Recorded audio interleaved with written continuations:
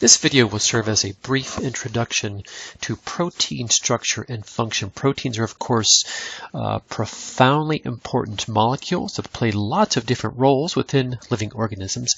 And we have all heard of proteins before. We know something about them. But this chapter will really focus on the basic structure of proteins. So let's begin with recognizing that proteins are nothing more than long chains of amino acids linked together. So this image you see here just illustrates some amino acids. So some of these may sound familiar. So phenylalanine, tryptophan, glycine, serine, aspartic acid. So these are all examples of amino acids. And so again, proteins are nothing more than a bunch of amino acids linked together. When we get amino acids linked together, we have some fairly distinct reactions taking place. A very general term or concept you might hear referred to is that of a condensation reaction. So condensation reactions illustrated here. So here we have a couple of amino acids located, one located here, one located here as well. And when these amino acids are linked together, essentially what happens is the carbon on one amino acid, of part of this carboxyl group, links up with the nitrogen on this adjacent amino acid that's part of the amino group. And when these two link together, what gets released? Well, two hydrogens and oxygen, they join together to form a water molecule. So that's kind of released as a byproduct here. And again, a bond formed between the carbon and nitrogen. We say that's a peptide bond, but really that's just an example of a covalent bond. So this carbon covalently bonds to this nitrogen, forming a peptide bond, essentially linking these two amino acids together.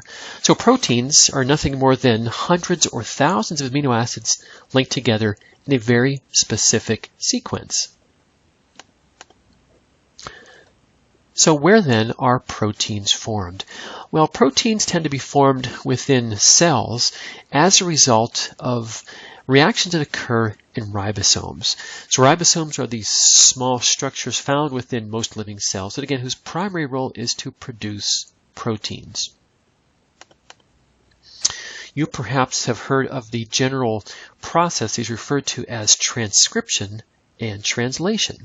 So those are part of what we might call the central dogma of molecular biology.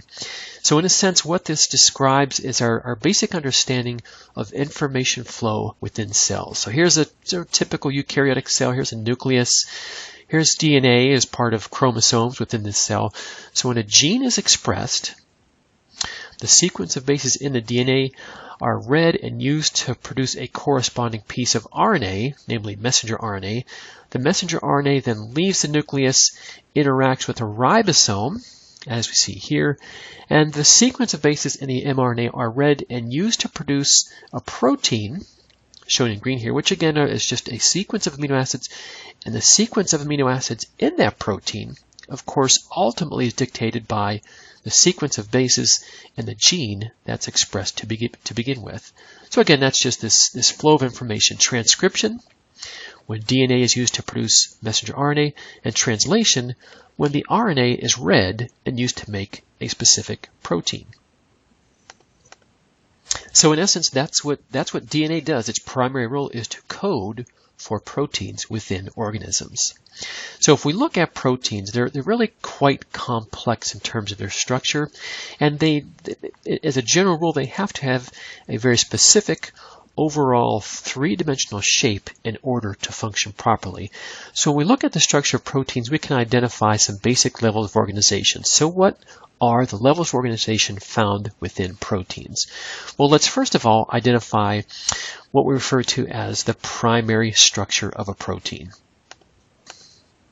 When we talk about the primary structure, all we are referring to is simply the sequence of amino acids in that particular protein. And of course, all proteins have different sequences of amino acids. That's what differentiates one protein from the next.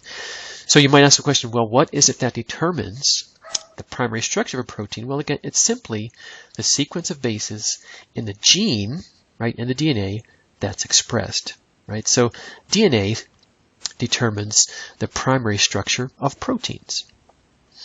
We can also identify secondary structures within proteins. As examples of secondary structures, we often see these regularly occurring organizational units, namely an alpha helix and a pleated sheet. So the alpha helix sort of has this helical shape to it, as you can see here. Pleated sheet, much like corrugated cardboard, as you see here. Again, these are fairly common in many proteins, and they are relevant in many ways. For example, many proteins are found embedded within cell membranes, and often it's the helical region of a protein that actually is embedded within the phospholipid bilayer of membranes. So beyond the primary and secondary structure, we can talk about the tertiary structure of proteins. Tertiary structure of proteins just refers to the overall three-dimensional configuration of a protein. It's hard, of course, to illustrate on a two-dimensional format, but I just want to point out, again, the overall three-dimensional shape of a protein. That's its tertiary structure, and there are many types of bonds involved in the configuration of a protein. So you might have some ionic bonds holding parts of a protein together. You might have some covalent bonds, much like this disulfide bond right here. You can have all sorts of other interactions as well. But again, these are all important, right, in maintaining the overall three-dimensional conformation of a protein. So many proteins actually go one step farther, and instead of being configured of just one long chain of amino acids like we see illustrated in this green ribbon in this image, they actually consist of multiple chains of amino acids. So those proteins that contain many chains of amino acids, two or more, we say they display quaternary structures. So hemoglobin, a classic example. Collagen, it's another example as well. But notice what we're looking at here is a single molecule of hemoglobin, which consists of 1, 2, 3, 4 chains of amino acids. In order for hemoglobin to function properly, it has to have all 4 chains of amino acids present. Hemoglobin is, of course, an incredibly important molecule found within our red blood cells. It has the ability to absorb oxygen, right, typically when that blood is circulating in our lungs, but also release the oxygen in other parts of our body. And again, in order to do that, it has to have these 4 chains of amino acids present.